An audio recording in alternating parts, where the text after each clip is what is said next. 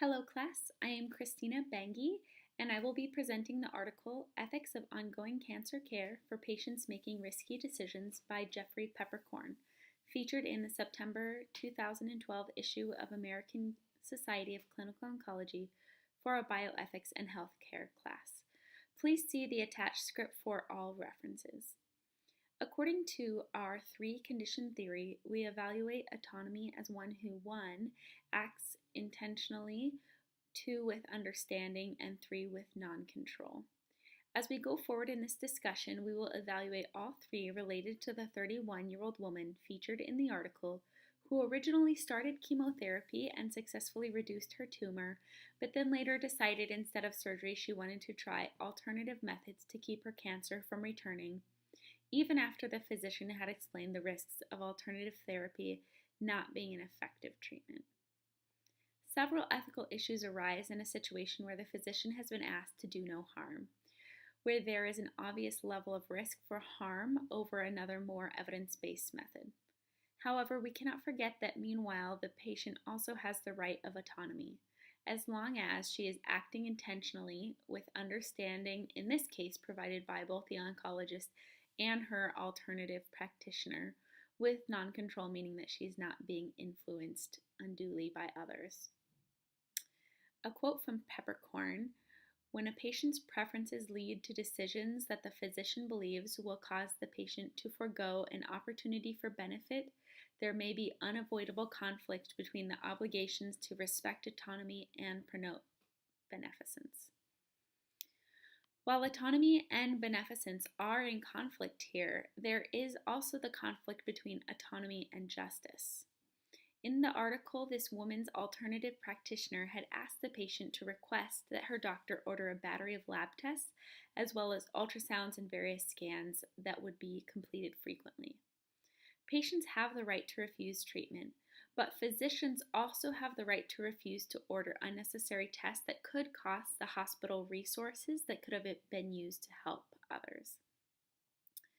Peppercorn quotes again: "The oncologist is asked to use his or her medical authority to order laboratory and imaging tests that would otherwise be unattainable or prohibitively expensive for the patient.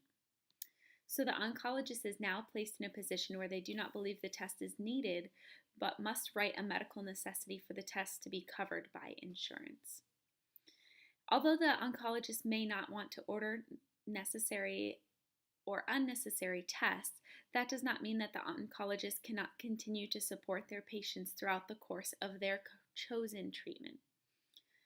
Another quote from Peppercorn states, "Ongoing communication and follow-up may facilitate appropriate care in the future, even if there is a disagreement regarding the current course of care."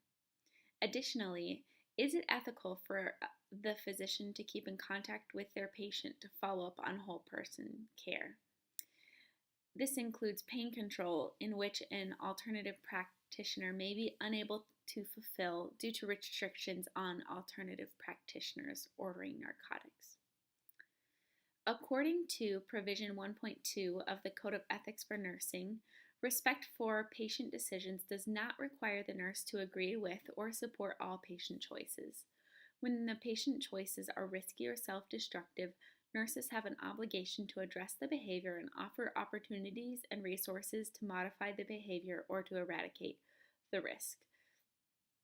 Our patients have the right to refuse, but as nurses, we have the obligation to make sure they understand. What this means is that we as nurses provide a substantial degree of understanding and freedom from constraint in our education.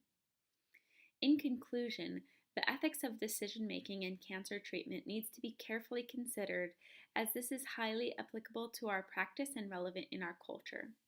Unfortunately, many companies in our country claim to have the oil, supplement, or yoga regimen to cure cancer, but it is unethical to advise these practices over more evidence-based and proven treatments.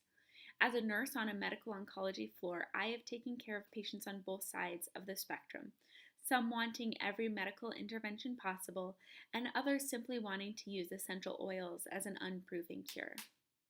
Personally, I have seen a patient choose alternative methods only to come back a year later with her cancer progressed to incurable. My patient at that time was now ready to try chemotherapy, and it was heartbreaking to hear the oncologist tell her that it was too late. Later that year, I sat comforting her family as she passed away from what would have been a previously curable cancer. Thank you for tuning in, and you can check out the article and my script, which will be attached to this link. Thank you.